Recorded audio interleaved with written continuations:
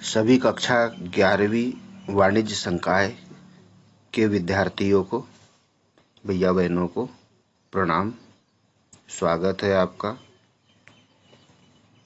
व्यावसायिक अध्ययन के इकाई 1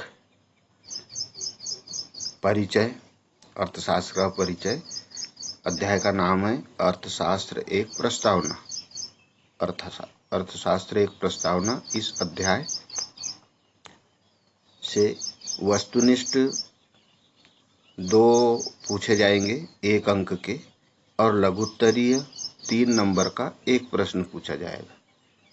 तो इस प्रकार से हमें इस इकाई में वस्तुनिष्ठ और 3 अंक के प्रश्न तैयार करना है भैया बहनों।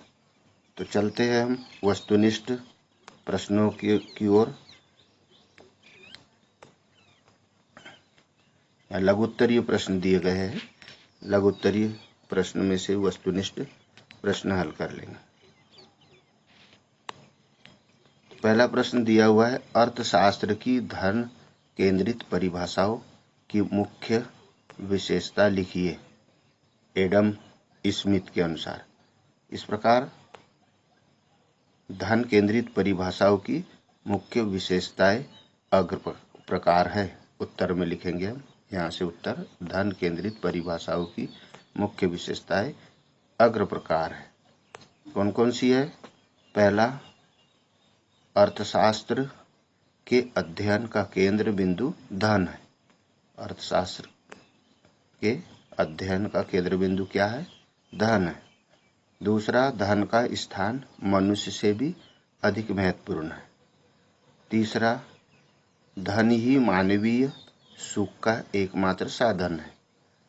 चौथा, साधारणतया एक मनुष्य जो भी आर्थिक क्रियाएं करता है वे उसके स्वार्थ से प्रेरित होती है। और 5वीं विशेषता है, व्यक्तिगत समृद्धि से ही राष्ट्रीय धन एवं समृद्धि में वृद्धि होती है। तो जो धन केंद्रित परिभाषा है उसमें मूल रूप से 5 बातें आती है। कौन कौन सी? कि धन का स्थान मनुष्य से अधिक महत्वपूर्ण है। धन है तो मनुष्य है। एडम स्मिथ कहते हैं, मनुष्य की शोभा, मनुष्य का मान सम्मान, प्रतिष्ठा सब धन से संबंधित है। अर्थशास्त्र की परिभाषा में भी केंद्र बिंदु धन को ही रखा गया है। तीसरा है, मानवीय सुख का एकमात्र साधन धन है। धन है तो मानवीय सुख है, अन्यथा दुख ही दुख है। तो सुख प्राप्त करना चाहता है हर व्यक्ति, और सुख के लिए धन अनिवार्य है। चौथा है, मनुष्य जो भी आर्थिक क्रियाएं करता है वो उसके स्वार्थ से प्रेरित होती है। धन कमाने के लिए जो भी वह कार्य करता है वह अपने स्वयं के स्वार्थ के लिए वह करता है। 5वां है, व्यक्तिगत समृद्धि। अपनी व्यक्तिगत समृद्धि, व्यक्तिगत आय बढ़ेगी तो सभी सुख सुविधाएं घर में होगी। सुख सुविधाओं का उपभोग करेगा तो उससे व्यक्तिगत आय बढ़ेगी तो राष्ट्रीय आय भी बढ़ेगी, राष्ट्रीय धन भी बढ़ेगा एवं राष्ट्रीय समृद्धि में वृद्धि होगी। प्रश्न अगला, धन संबंधी परिभाषा की आलोचना कीजिए। एडम स्मिथ ने जो धन संबंधी परिभाषा दी है उसकी आलोचना। तो धन संबंधी परिभाषा की प्रमुख आलोचनाएं निम्नलिखित है। पहला, धन का अशुद्ध अर्थ। आलोचना में कहा गया है कि एडम स्मिथ ने जो परिभाषा दी है उसका अर्थ अशुद्ध लगाया है। क्या लिखते हैं? प्राचीन परिभाषाओं के अनुसार केवल स्थूल पदार्थ ही के अंतर्गत शामिल किए जाते थे, किंतु धन का यह अर्थ सही नहीं है। वर्तमान समय में वे सभी वस्तुएं जिनमें स्वल्पता, उपयोगिता तथा विनिमय साध्यता के गुण होते हैं, धन के अंतर्गत आती है। उदाहरण के लिए एक अध्यापक तथा वकील की सेवा भी धन कहलाएगी, जबकि उन्हें न तो देखा और न ही छुआ जा सकता है। अतः प्राचीन परिभाषा दोष युक्त थी। आलोचना में कहा गया है कि वे वस्तुएं जिनमें स्वल्पता, उपयोगिता, विनिमय और साध्यता के गुण होते हैं, वे भी धन है, जबकि इन्होंने मुद्रा को ही धन माना है। उन्होंने कहा एक अध्यापक की सेवा और एक वकील की सेवा भी धन कहलाएगी, जबकि इन्हें यानी अध्यापक के गुणों को न तो देखा जा सकता है और न वकील के गुणों को देखा जा सकता है। तो देखने वाली वस्तुएं ही धन नहीं है, यानी मुद्रा जो दिखती है वही धन नहीं है, समृद्धि जो दिखाई दे रही वही धन नहीं है। वे वस्तुएं भी धन है जो उपयोगिता दे रही है, जो बहुत कम समय के लिए हमारे पास सेवा के रूप में आती है और चली जाती है। विनिमय, एक दूसरे को देना लेना, साध्यता के गुण भी किसी चीज को प्राप्त करना ही साध्यता है, तो प्राप्त करने वाला प्रयास भी धन होता है। दूसरा, मानव को गौण माना गया और मुद्रा को बड़ा स्थान दिया गया। मानव को गौण स्थान देना उचित नहीं।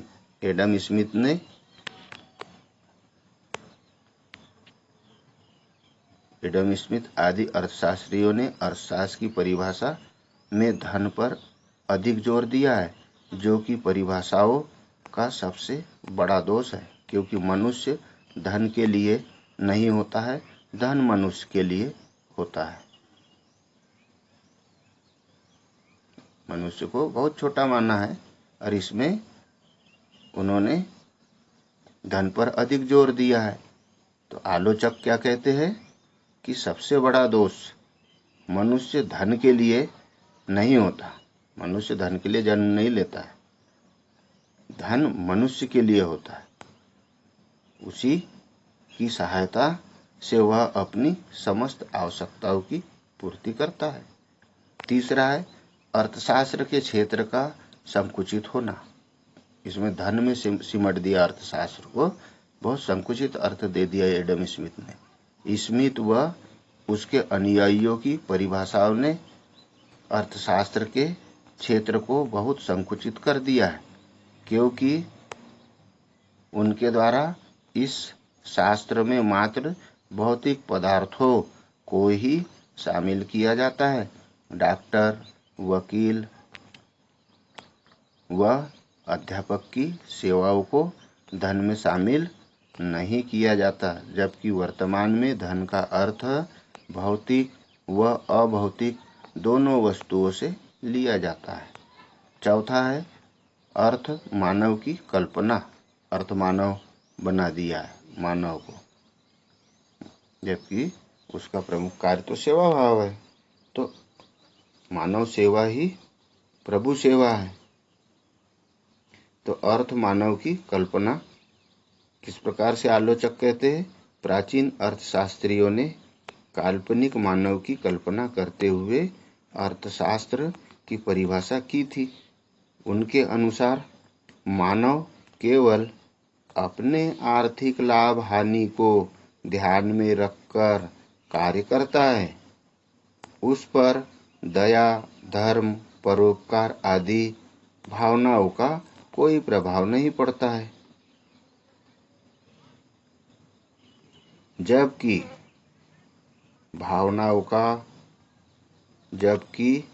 व्यावहारिक रूप में ऐसा देखने को नहीं मिलता है। प्राचीन अर्थशास्त्री क्या कहते हैं कि मानव की कल्पना, उसको काल्पनिक मानव एडम स्मिथ ने उनकी संज्ञा दे दी। उनके अनुसार कहा गया है कि मानव केवल अपने आर्थिक लाभ के लिए जीता है, हानि को ध्यान में रखकर कार्य करता है, उस हानि को ध्यान में रखकर कार्य करता है, उस पर दया, धर्म, परोपकार आदि भावनाओं का कोई प्रभाव नहीं पड़ता है बोलते। तो मानव में दया भी होती है, धर्म भी होता है, परोपकार भी होता है। तो परोपकार के लिए किया गया कार्य धन के लिए किया गया नहीं है, स्वार्थ के लिए किया गया नहीं है। दया के लिए किया गया कार्य वह धन के लिए नहीं है ना। धर्म के लिए जो कार्य कर रहा है वह कार्य धन कमाने के लिए नहीं है, जबकि इन्होंने धन मानव बना दिया। तो आलोचक कहते हैं व्यवहारिक रूप से ऐसा देखने को नहीं मिलता। अब प्रश्न आता है अगला, प्रोफेसर मार्शल द्वारा दी गई अर्थशास्त्र की परिभाषाएं समझाइए। प्रोफेसर मार्शल द्वारा दी गई अर्थशास्त्र की परिभाषा। तो उत्तर में लिखेंगे हम, मार्शल द्वारा दी गई कल्याण संबंधी परिभाषाओं में निम्न विशेषताएं पाई जाती है। पहला, अर्थशास्त्र मुख्यतः धन का नहीं वरना मनुष्य का अध्ययन है। मार्शल क्या कहते हैं? अर्थशास्त्र मुख्यतः धन का नहीं मनुष्य का अध्ययन है। मार्शल के अनुसार अर्थशास्त्र के अध्ययन का केंद्र बिंदु मनुष्य है। एडम स्मिथ ने अर्थशास्त्र का केंद्र बिंदु धन को दिया था, मार्शल किसको दे रहे? मनुष्य को। अर्थशास्त्र का केंद्र बिंदु कौन है बोल रहे? मार्शल, मनुष्य। उन्होंने धन की अपेक्षा मनुष्य को अधिक महत्व दिया। उनके अनुसार धन मनुष्य के लिए है, धन मनुष्य के लिए, मनुष्य धन के लिए नहीं है। धन तो मात्र एक साधन है, साध्य नहीं है। धन साधन है, उसको कौन चलाएगा? मनुष्य चलाएगा। तो धन तो एक साधन है, साध्य नहीं है। साध्य तो मानव कल्याण है। दूसरा, जीवन के साधारण व्यवसाय का अध्ययन। जीवन के साधारण व्यवसाय का अध्ययन। मार्शल ने अपनी परिभाषा में स्पष्ट किया था कि अर्थशास्त्र के अंतर्गत मनुष्य की साधारण व्यवसाय संबंधी क्रियाओं का अध्ययन किया जाता है। मार्शल क्या कहते हैं कि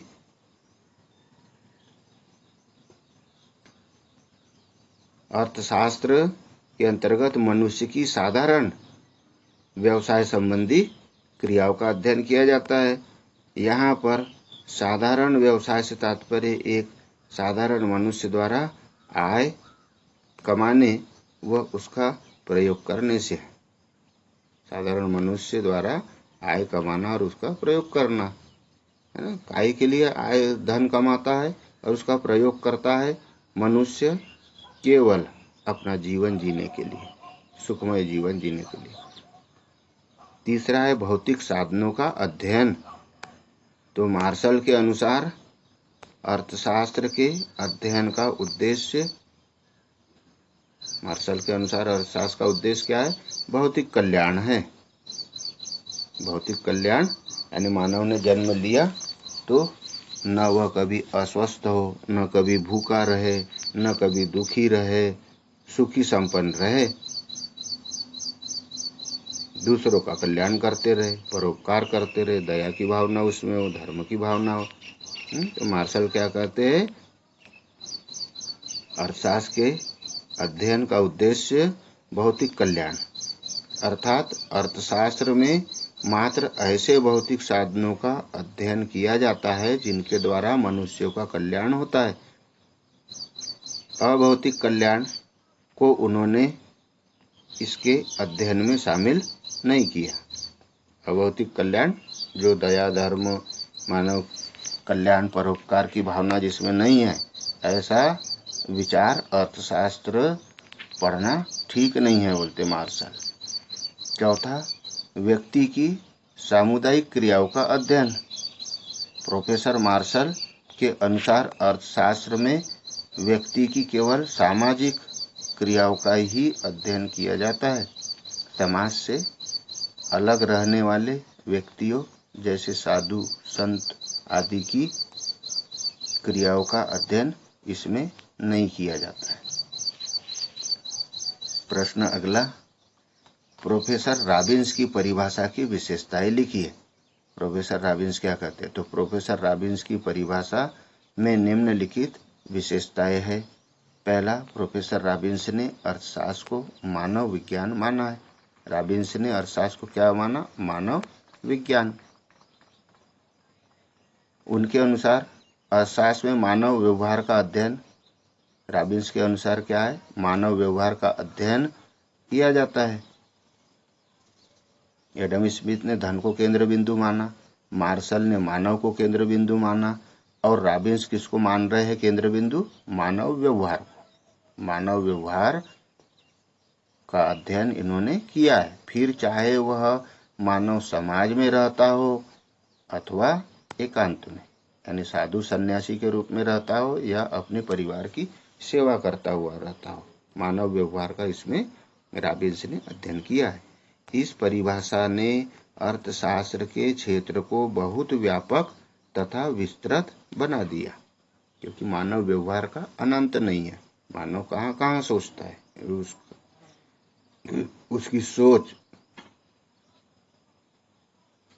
तो इसका क्षेत्र रॉबिन्स ने अर्थशास्त्र का क्षेत्र बहुत व्यापक और विस्तृत बना दिया। मानवीय साधन सीमित होने के कारण प्रत्येक व्यक्ति के सामने, चाहे वह समाज में रहता हो अथवा समाज के बाहर रहता हो, चुनाव की समस्या रहती है। नंबर 3, रॉबिन्स की परिभाषा विश्लेषणात्मक है। रॉबिन्स की परिभाषा विश्लेषणात्मक। प्रोफेसर रॉबिन्स की परिभाषा की विशेषता में तीसरी विशेषता है, रॉबिन्स की परिभाषा विश्लेषणात्मक है। अर्थशास्त्र में मनुष्य की क्रियाओं के द्वारा, मनुष्य की क्रियाओं के उस पहल का अध्ययन किया जाता है जिस पर साधनों की सीमितता का प्रभाव पड़ता है। उन क्रियाओं का या पहलुओं का अध्ययन किया है जिसमें साधनों की सीमितता पर प्रभाव पड़ता है। एक साधन सीमित है, मानव सोच बड़ी है, व्यापक है। चौथा, रॉबिन्स की परिभाषा अर्थशास्त्र की मुख्य समस्या का स्पष्टीकरण करती है। रॉबिन्स की परिभाषा क्या करती है? अर्थशास्त्र की मुख्य समस्या का स्पष्टीकरण। अर्थशास्त्र में हमारा संबंध भौतिक और अभौतिक दोनों ही प्रकार के पदार्थों से होता है। रॉबिन्स कहते हैं कि अर्थशास्त्र का संबंध मानव की भौतिक और अभौतिक दोनों क्रिया है।